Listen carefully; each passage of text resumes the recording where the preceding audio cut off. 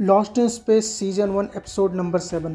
Episode की शुरुआत होती है जहां डॉन वेस्ट और सभी लोग फ्यूल लेकर चैरियट की मदद से जुपिटर की ओर जा रहे हैं। यहाँ जूडी जून की असलियत जानकर कि वह डॉक्टर स्मिथ नहीं है काफ़ी गुस्से में है। वह जुपिटर में कॉन्टैक्ट करके मॉरीन को उसके बारे में बताना चाहती है, पर डॉन वेस्ट उसे कहता है कि उसे उसके सामने जाकर बात करनी चाहिए, पर जूडी उसकी बात नहीं मानती है और जुपिटर पर कॉन्टैक्ट करती है। जुपिटर पर जून वहीं मौजूद रहती है और वह रेडियो पर जूडी से बात करती है। जूडी उससे बात करते हुए कुछ भी नहीं बताती है और रेडियो बंद कर देती है। जूडी परेशान है कि कहीं जून जुपिटर पर कुछ गलत ना कर दे। डॉन वेस्ट उसे कहता है कि मॉरीन जून को संभाल सकती है, उसे फिक्र नहीं करनी चाहिए। इधर मॉरीन एंजेला के पास से मिले गन के बारे में पता लगा रही है। गन पर मिले मार्क से उसे पता चलता है कि यह गन उसी के जुपिटर के 3D प्रिंटर से प्रिंट की गई है। मॉरीन जॉन से इस बारे में पूछती है। जॉन बताता है कि उसने इसे नहीं बनाया है।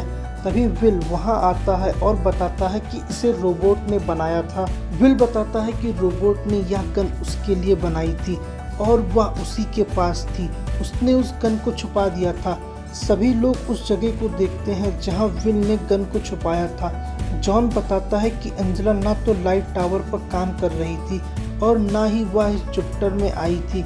इसका मतलब है कि उसे गन किसी और ने दी थी। जून झूठ बोलती है कि उसने विक्टर को इस रूम के आसपास देखा था।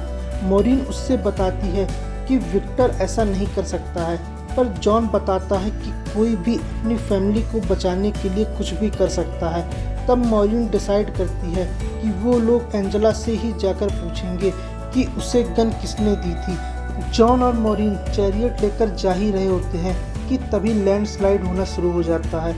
जॉन चैरियट को लैंडस्लाइड से बचाते हुए निकालता है कि तभी चैरियट नीचे सरकते हुए दलदल में जाकर फंस जाता है।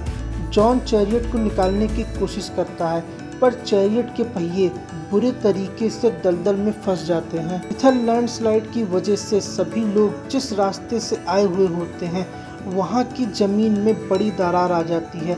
दूसरी तरफ के रास्तों पर नीचे फंसी हुई गैस थोड़ी थोड़ी देर पर बाहर आती रहती है। आइको पता करती है कि यह गैस हर बार 3 मिनट 27 सेकंड के लिए रुक जाती है, लेकिन उन्होंने चैरियट से फ्यूल को बांध रखा है, इसलिए वे लोग अपनी फुल स्पीड पर नहीं जा सकती हैं। विक्टर कहता है कि उनके पास और कोई रास्ता नहीं है, इसलिए उन्हें जाना ही पड़ेगा। इसके बाद सभी लोग चैरियट में बैठ जाते हैं। गैस के ही रुकते ही वे लोग चैरियट को लेकर चल देते हैं ताकि वे लोग फिनिश लाइन को क्रॉस कर सके कि तभी चैरियट 4 के कंट्रोल केबल झटके की वजह से निकल जाते हैं, जिसकी वजह से उनकी स्पीड घटने लगती है। तब एवन डिसाइड करता है कि वह पीछे जाकर कंट्रोल केबल को जोड़ेगा। एवन चैरियट के ऊपर इमरजेंसी एग्जिट से निकलकर पीछे पहुंच जाता है। एवन कंट्रोल केबल को लगाने की कोशिश करता है और थोड़ी देर में कंट्रोल केबल को जोड़ देता है। सभी लोग रफ्तार बढ़ाकर निकलने ही वाले होते हैं कि गैस तेजी से विस्फोट के साथ निकलती है और चैरियट से टकरा जाती है। एवन नीचे गिरता है और फ्यूल टैंक चैरियट से अलग होकर उसके ऊपर गिर जाता है। एवन की सांस चल रही होती है। जूडी विक्टर से टैंक उठाने के लिए कहती है। वे लोग टैंक उठाने को जा ही रहे होते हैं कि विक्टर देखता है कि टैंक एक पत्थर पर गिर गया है, जिससे फ्यूल लीकेज हो रहा है। विक्टर टैंक को उठाने से मना कर देता है और कहता है कि उन्हें रिप्लेसमेंट टैंक बुलाकर फ्यूल खाली करना होगा। जूडी कहती है कि एवन के पास इतना टाइम नहीं है। विक्टर बताता है कि फ्यूल प्रेशराइज्ड है, अगर उन्होंने जुपिटर को उठाया तो सारा फ्यूल बर्बाद हो जाएगा, पर जूडी उसकी बात नहीं मानती है। वह कहती है कि उन्हें एवन की जान बचानी होगी।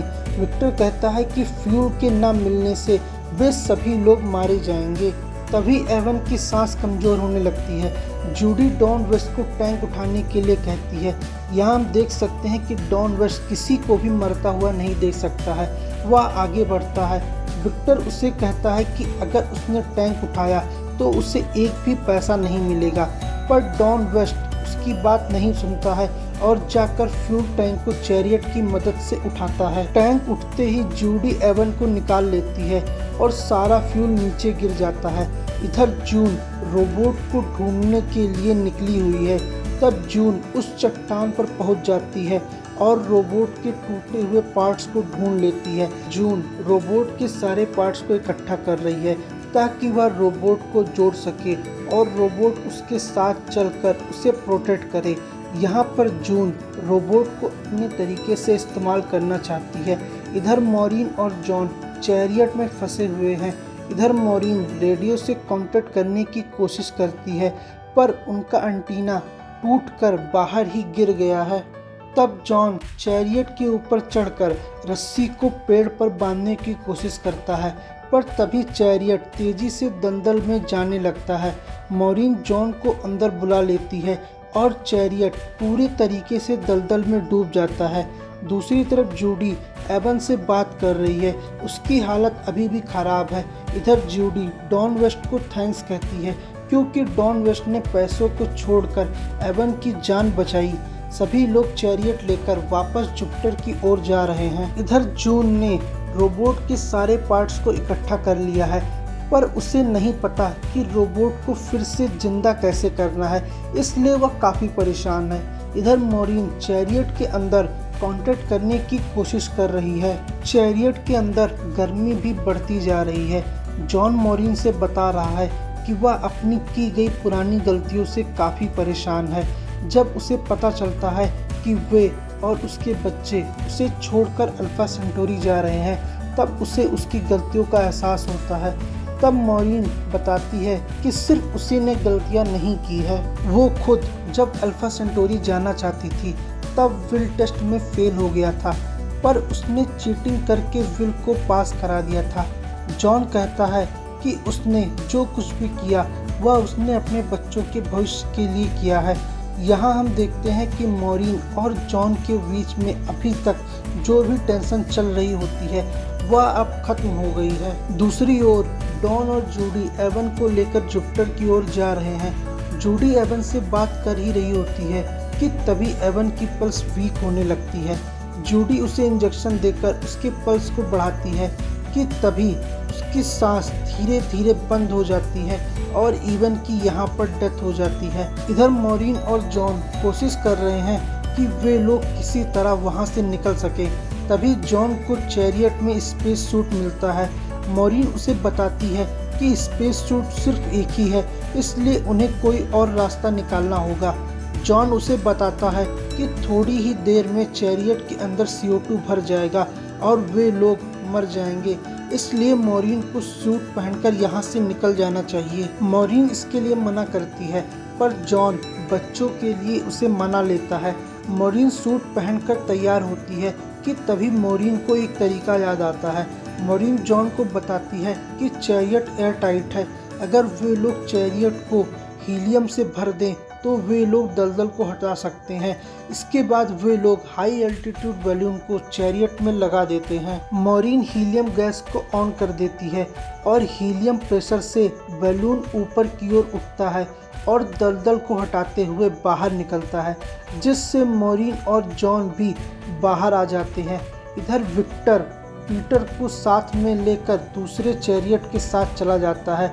जूडी और डॉन एवन की डेड बॉडी लेकर जुपिटर की ओर निकल लेते हैं। दूसरी तरफ विक्टर अपने जुपिटर वापस आ जाता है। यहाँ ट्रिसा और विजय से मिलता है। विक्टर उन्हें बताता है कि उन्हें फ्यूल मिला था पर एक्सीडेंट की वजह से उन्होंने सारा फ्यूल गंवा दिया है। विक्टर कहता है कि उन्हें थोड़ा और समय तक इसी प्लेनेट पर रुकना होगा। तब विजय विक्टर से यह बताता है कि यह प्लेनेट खत्म होने वाला है। विक्टर उसकी बातों को सुनता है और डिसाइड करता है कि वे लोग थोड़ी ही देर में इस प्लेनेट को छोड़कर चले जाएंगे। जून विल की रिकॉर्डिंग देख रही है, तभी रिकॉर्डिंग में एलियन शिप से आने वाली आवाज़ उसे सुनाई देती है। जून उसकी आवाज़ को बढ़ा देती है कि तभी वह देखती है कि रोबोट की लाइट्स धीरे धीरे जलने लगी हैं। जून समझ गई है कि उसे रोबोट को किस तरीके से जोड़ना है और इसी के साथ हमारा यह एपिसोड समाप्त हो जाता है। अगर आपको मेरा वीडियो पसंद आया हो तो वीडियो को लाइक करें, चैनल को सब्सक्राइब करें और बेल आइकन को दबाना ना भूलें। मैं आपसे मिलता हूँ अगले वीडियो में।